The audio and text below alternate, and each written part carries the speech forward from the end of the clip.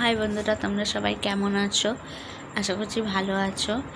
তো আজ আমি তো সবসময় ঘরের ভিডিও দিই যে আমি সারাদিনে কি করছি না করছি। তো আজকে চলো, আমার ইচ্ছা হলো যে তোমাদেরকেও একটু শেয়ার করি।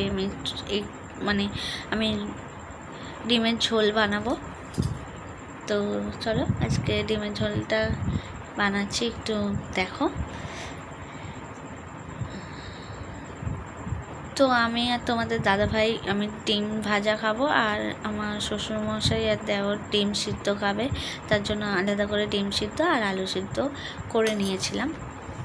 তো ওই ডিম সিদ্ধটাকে ছাড়াচ্ছি, আর ওইদিকে ডিমটাও ভেজে নিচ্ছি।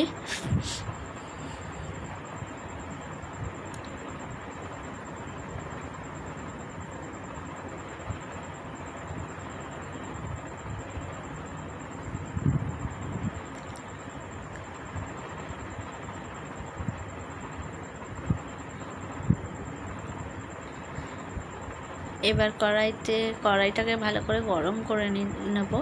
নেওয়ার পরে একটুখানি তেলটা দিয়ে দিলাম। আমি সাদা তেল ইউজ করছি, সাদা তেল দিয়ে রান্না করি।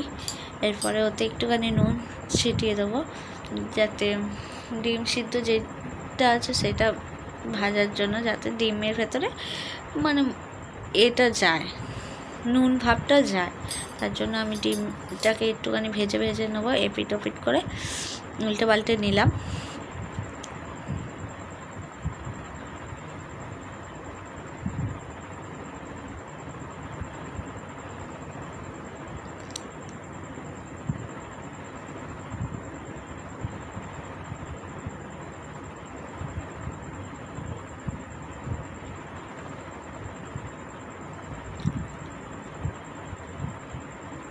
আমার হয়েই গেছে ডিম ভাজাটা, দেখতে পাচ্ছ হালকা লাল লাল ভেজে নিয়ে তুলে রাখলাম।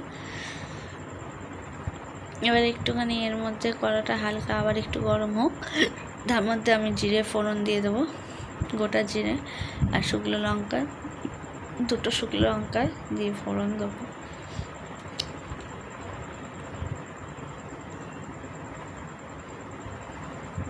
এবার পেঁয়াজ কুচিগুলো দিয়ে দিলাম।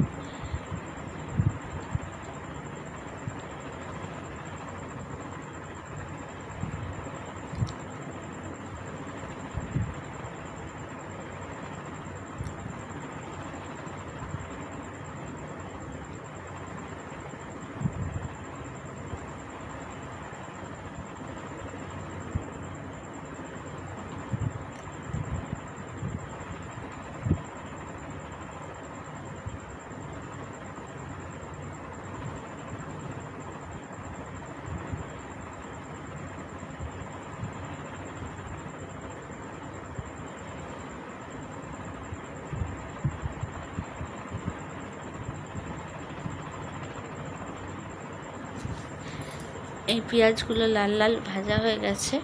এবার আমি মশলাটা দেবো।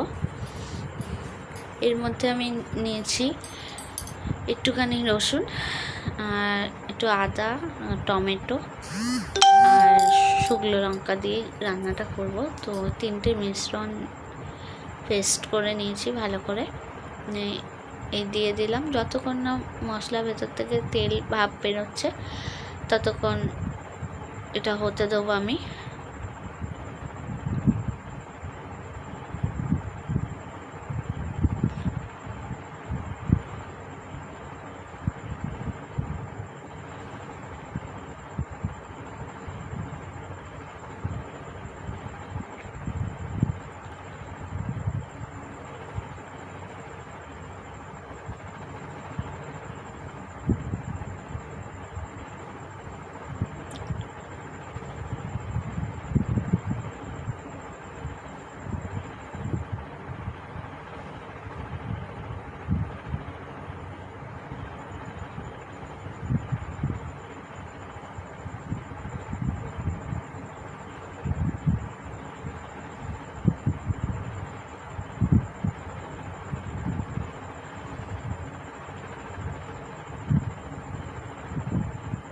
এবার একটু নুন দিয়ে দেবো স্বাদ মতো, যেহেতু আমি আলু সিদ্ধতে নুন দিইনি। তো একটু স্বাদ মতো নুন দিয়ে দেবো এতে।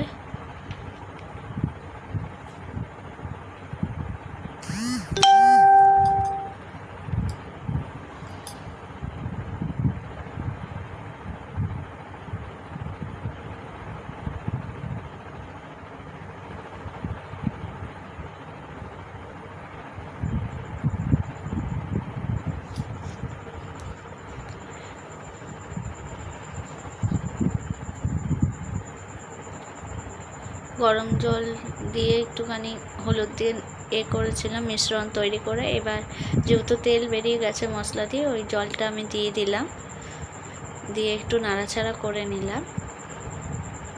ভালো করে নাড়াচাড়া করে নিয়ে এটা ফুটতে দেবো আর একটু, যতক্ষণ না আর একটু তেল বেরোবে ততক্ষণ মশলাটা কষেও যাবে।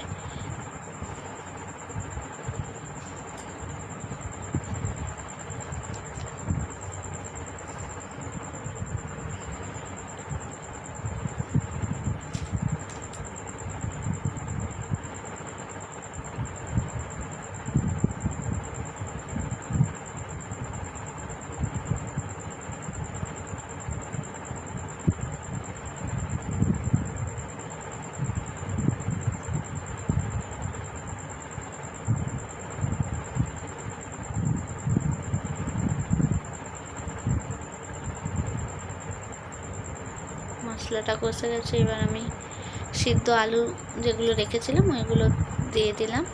দিয়ে এবার ভালোই করে কষাতে হবে লো ফ্লেমে।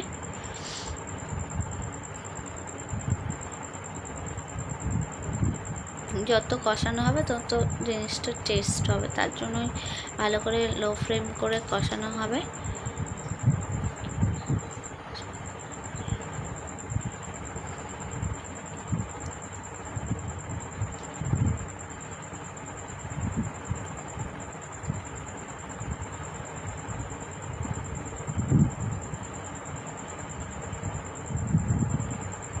কষানো হয়ে গেছে, দেখতেই পাচ্ছ তোমরা, একটু একটু লেগেও গেছে। তো ওই আমি আগের থেকেই গরম জল করে রেখেছিলাম, ওই গরম জলটাই ইউজ করা হবে। গরম জলটাই দিয়ে দেবো, বেশি পরিমাণে দেবো না জল, কারণ আমি যেহেতু আলুগুলো আগে থেকে হালকা হালকা সিদ্ধ করে রেখেছি, তো বেশি জল দেবো না।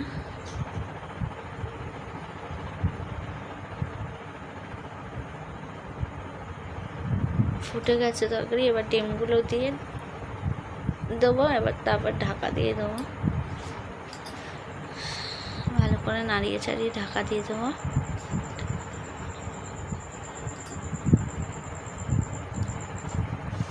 এই হয়ে গেছে। যেহেতু আমি ভাতের সাথে খাবো তার জন্য একটু হালকা ঝোল রেখেছি।